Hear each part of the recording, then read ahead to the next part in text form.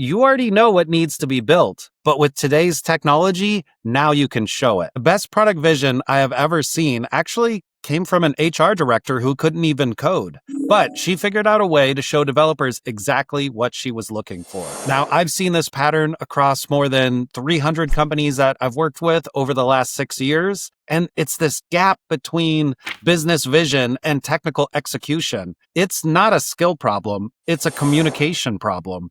And today I'm going to share with you a step-by-step process for using AI-powered prototyping tools so that you can show instead of tell and have all those costly miscommunication loops and errors disappear entirely. You probably have a clear vision for a feature you want to do, a landing page you want to create, an internal tool you want to leverage. But when you go to try to explain that to your team, something gets lost in that translation. And by the time you get it back from them, it is not even close to what you envisioned. And you kind of feel like you're back to square one. Your words and sketches, that's abstract. Whereas the code and the designs, the deliverable that your technical team is trying to give back to you, that's concrete. And that gap between them, that's where all your money disappears on this back and forth. If you think about it another way, you're kind of asking your technical team to be mind readers. The solution here is a working prototype that they can see, that they can click through, that they can interact with, and fully understand your vision. I'm going to show you exactly how to use AI tools to create that missing link, to create that prototype. And by the end of this video,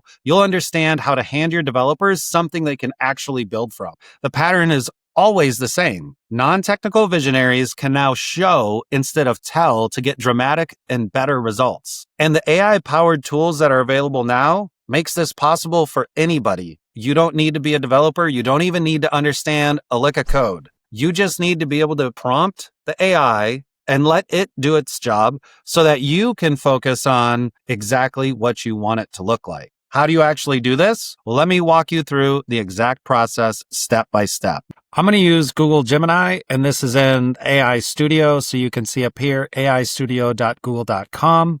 I'm going to go into their build and then directly into start. And let's just build something like an event calendar. So I'm going to keep this super simple and simply just describe what I'm looking for. I would like a simple but professional and modern event calendar interface. This should include a list of upcoming events, a small calendar view, and a detailed event view. And let's just see what that gives us. So right now it's just thinking. It's going to start building out some of the code here. And pretty soon we'll get an entire preview of whatever it thinks we asked for in the first prompt. What's really cool is that we can see exactly what it's thinking, what it's building. Behind the scenes, we can show the code. So I'll show that here in a second, but we're going to let it process all the way through and give us something that we're looking for.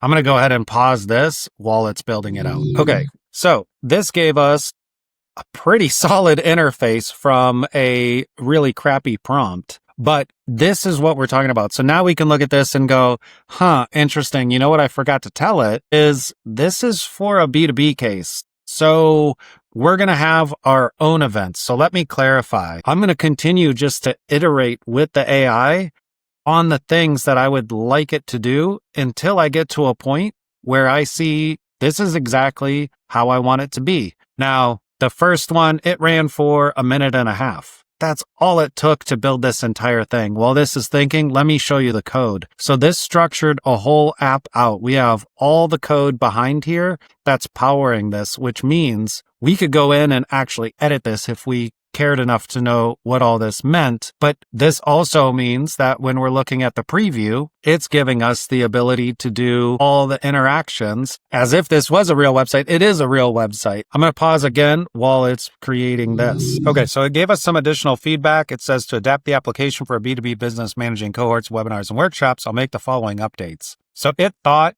through what the request was and chose to pick out all the things that it was going to do, and now it's processing and making these changes. There we go. So now we can see the preview is updated. We have other events that are here that are more business driven. The event types have also been updated. And if we click through here, I don't know that this is actually doing anything right now. This is definitely interactive. So we can see we have a full working calendar already with the events that are happening with little dots to note that the events are happening across there.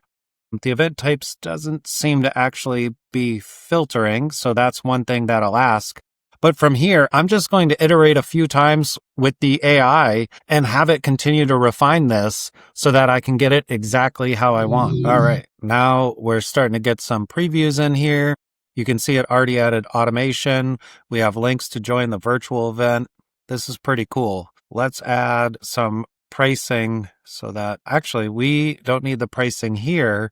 Let's also test. Yeah, so the filtering now works. Beautiful. This is already getting really close. Now, when I click on it, this is the detail view. This is fantastic. I can join the event now. I can see all the information, but delete event, that doesn't make sense. So, and I'd also like to see the pricing. So let's ask it to make these changes. Can you move the delete event button, since this will be user facing, and we also want it to add pricing in the detail modal. Now again, I don't have to specify everything because the AI is going to do a really good job of inferring what I'm asking for.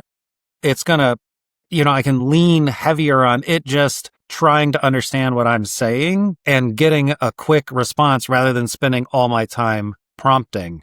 But let's see how good I'm not giving it examples of exact pricing and where I should put the pricing. I'm going to let it determine where it thinks it should go best and then see how it looks from there. So far, I'm super impressed with this. I would 100% be using this in our own website. Okay, this is looking fantastic. Let's see if we click in this, we now have pricing. That is a great place to put it.